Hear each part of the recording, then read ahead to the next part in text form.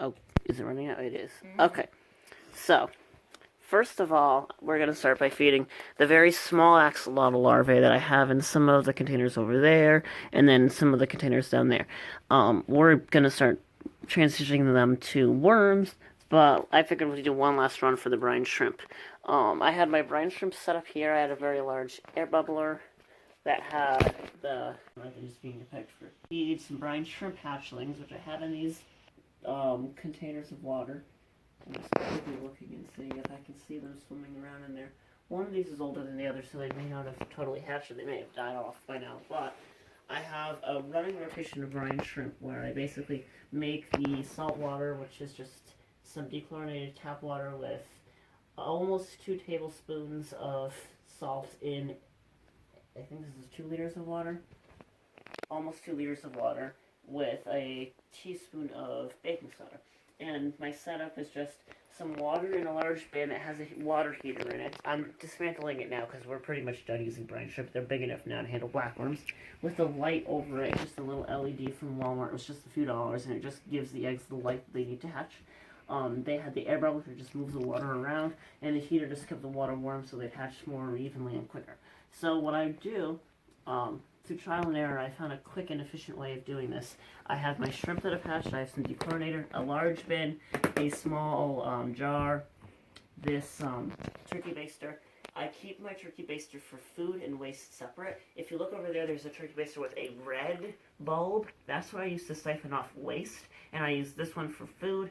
I just think it's a good measure to prevent crap that's growing in the old food from getting into the new food, so I use separate basters. I don't know if it's totally necessary, all these things. One of the convenient things is I can just carry it all at once. Let me set these bins aside, and what I do is I kind of just spread out a little. This will come in handy later.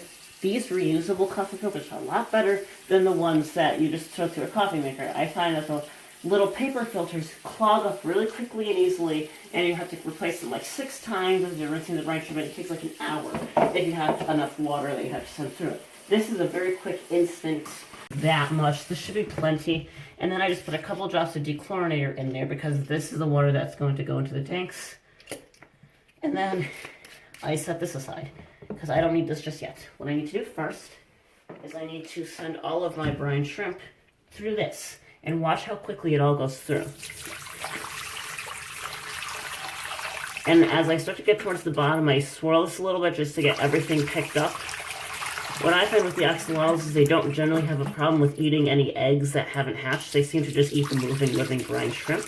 I know with fish, you want to separate the eggs from the hatchlings so that the fish don't die by eating the shrimp eggs. I don't find this to be a problem with the axolotls. They probably have a different physiological mechanism of feeding. And I just keep doing this until all of... Now, I normally would just do one at a time. I'd have one of these, but since I was gone for a day, I just have both of these running, and I just kind of want to dismantle everything now, so I'm just going to do both of them for the heck of it. Once I have the shrimp eggs and the hatchlings all sent through this, I start running the water again. Make sure it's a good temperature. And I just keep rinsing. And I'm just going to do this for maybe a minute or so. It doesn't have to be an exceedingly long amount of time because you're just kind of diluting all the salt that's in the water so that you don't put overly salty water in your tanks. The shrimp will live several hours in salt water.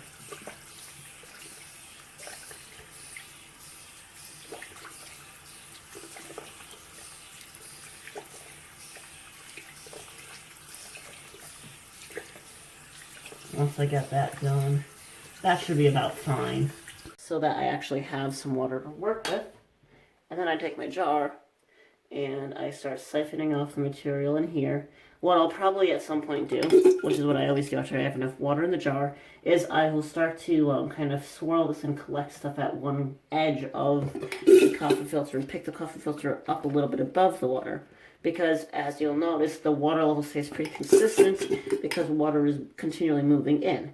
This is better than when I had the paper filters where you kind of had to rush to suction everything off before water totally drained out of the coffee filter. I usually want about 1.5 inches or so of water in here. And then what I'll start doing is kind of moving this a little bit so I kind of gather everything to one edge. And I'll start kind of suctioning off stuff so that I make sure I have everything.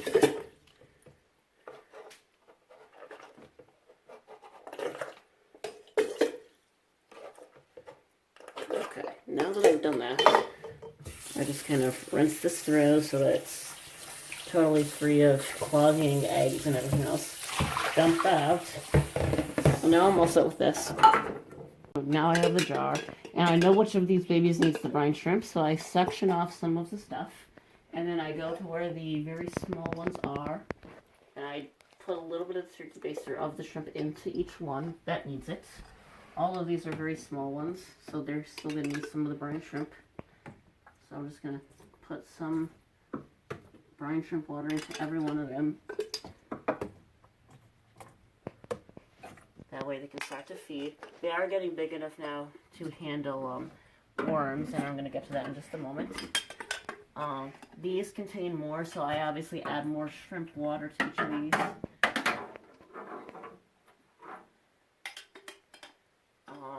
What I noticed, since this is on top, is it sometimes requires a full turkey baster to get some of the water into there. I don't put the entire thing in there, but I get this kind of evenly distributed. I have a couple of small ones over here that I need to feed the shrimp to.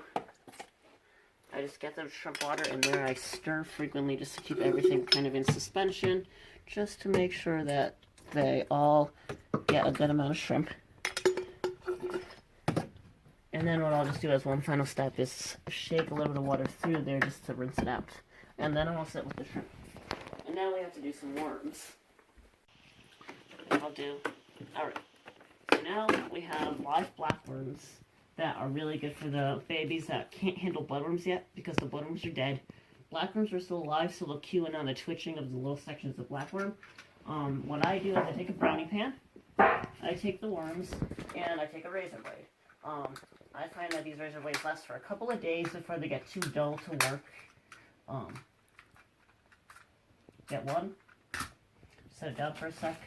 I have this huge thing of blackworms here, and what I'll generally do is I'll first kind of tilt the bag, and I'll get a good amount of them kind of separated from the bunch. They like to come out as kind of one big clump, so I kind of try to prevent that. The other thing I try to do is to keep as little water in there as possible at first, just so that I have more control over where everything goes. Now that's plenty of blackworms for the larvae that I need to feed.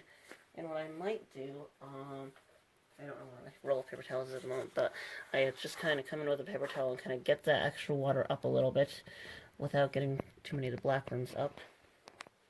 Oh, come on guys, get back in there. It's probably not the end of the world if you waste a couple of the blackworms. I mean, there are hundreds of them in this clump, and they're not that expensive from the pet store, but you want to be kind of as efficient as possible. Alright, so now that I have all the blackworms kind of in there, take the razor blade, and I first kind of gather them kind of in one big clump, and then I just kind of start slicing through them to make them little bits. And you'll notice they're starting to become little sections, but this is going to take a little while, a couple of repeats of this process to get them into the little sections like that you want them to be. This is why it's good to have things kind of collected together so you don't have to scrape the entire surface area of the brownie pan to get the desired result. And I find this is a very quick, efficient way of slicing up blackworms. I know sometimes people use little pairs of scissors, but that's kind of a tedious process. This is just a quick and easy way of getting these worms all into little chunks.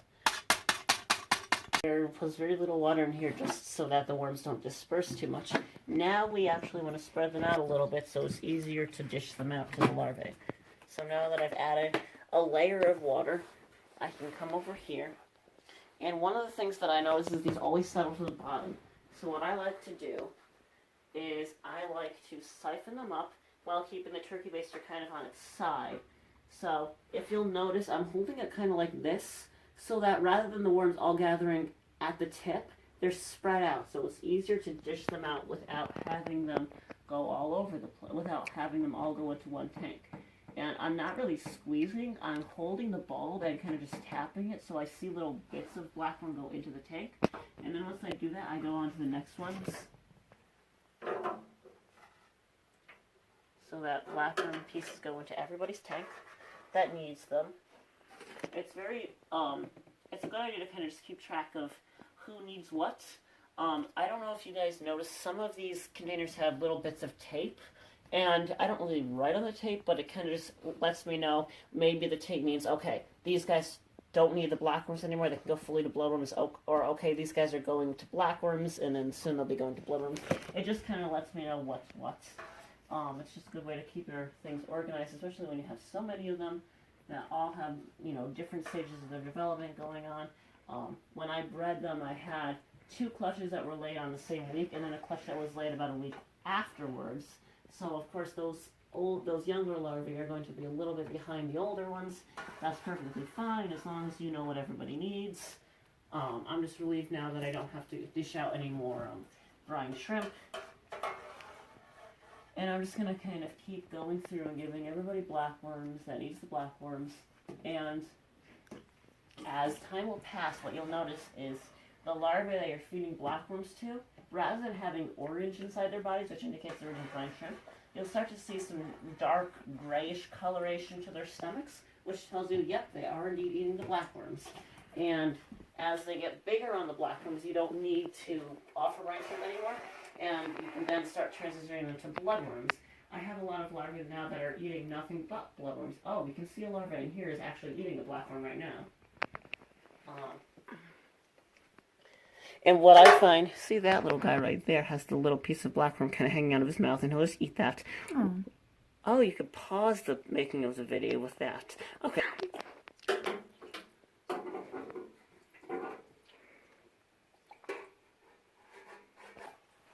Now we have to do bloodworms. Except they start off as frozen cubes. What I do is after I break up the cube, just to speed up thawing, I take the turkey baster in some water with the bloodworms and just swirl them, and this kind of breaks up the frozen cube really quickly so that we're left with thawed bloodworms. And I want to do this so that I have my bloodworms ready to slice up. The reason that it's good to use the bloodworms when they get bigger is it's just a more convenient food. You don't have to keep buying live blackworms. You can buy a whole crap load of frozen bloodworms, and after a while you don't even have to slice them up. You just put them in with the axolotl larvae and they eat them up without a problem. It's just a good food until they're big enough to eat pieces of earth form. What I find with the larvae is when I go into a transition between one food to another, they hit a growth spurt. And I think it's just they're getting more of the nutritional needs fulfilled, or they're kind of growing to fit the food that they're getting, or a combination of both, I don't know. But it's just kind of good to keep in mind. I really want to break these bloodworm cubes up. This is kind of a quick and efficient way of just getting everybody fed. I mean, I have a whole lot of axolotls, and I don't really want to be spending my entire day feeding them. And this also reduces cannibalism, and kind of just gives them the fastest growth rate so they can kind of be old enough to move on to, you know, their forever homes. You don't want to zap these in the microwave. I've tried thawing bloodworm cubes by zapping them in the microwave. It kind of cooks the bloodworm, and I don't know if that's really good for the larvae, just because I know cooking will denature proteins, and it might, you know, cause volatiles within the blackworm that could be sickening to your larvae. So don't microwave them to thaw them, unless you microwave a little bit of water so it heats up a bit, and then you put the bloodworm cube in the warm water. You can probably just also do that from the sink. This is just a Hikari BioPure packet of bloodworms, and it just kind of stays frozen, and it's just kind of a thin sheet that you can break into pieces, which is what I do. And this way I can just take a little bit of it, and I can thaw it a little bit, and the rest can go in the freezer so it doesn't go bad. The only thing I have to complain about bloodworms is that it kind of makes the watercolor of the axolotl tanks change because there's some xanthan gum, and when you slice the worms, it kind of liberates some of the pigments. That's also a good reason to clean every day.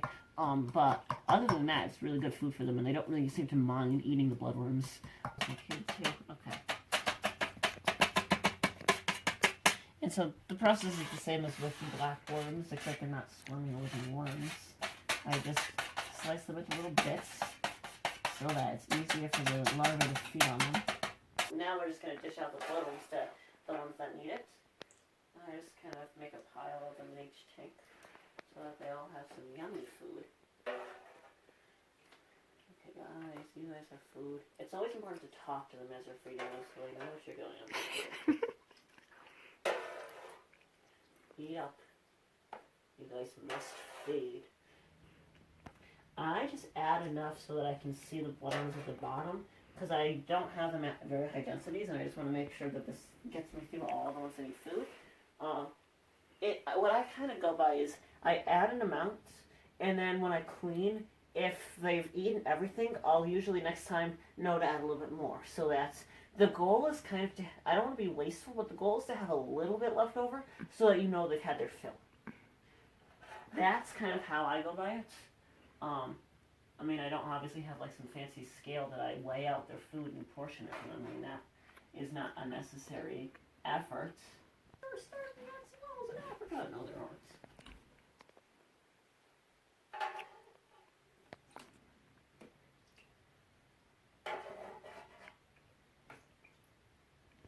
Now they're fed.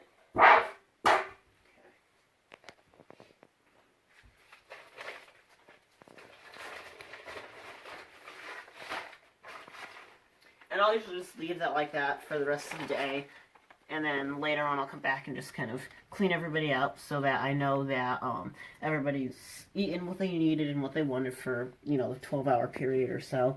What I generally just go by is during a 24-hour period, I want to do one feeding and one cleaning. It doesn't matter if I, you know, come in at 7 a.m., feed them all, and then it's, you know, 8 p.m. when I go and clean everything through. As long as during one 24-hour interval, there is a feeding followed by a cleaning. And what I generally do is give at least 3 or 4 hours between feeding and cleaning. The brine shrimp live about 4 hours in fresh water, but usually they're done eating the brine shrimp after about 2 hours.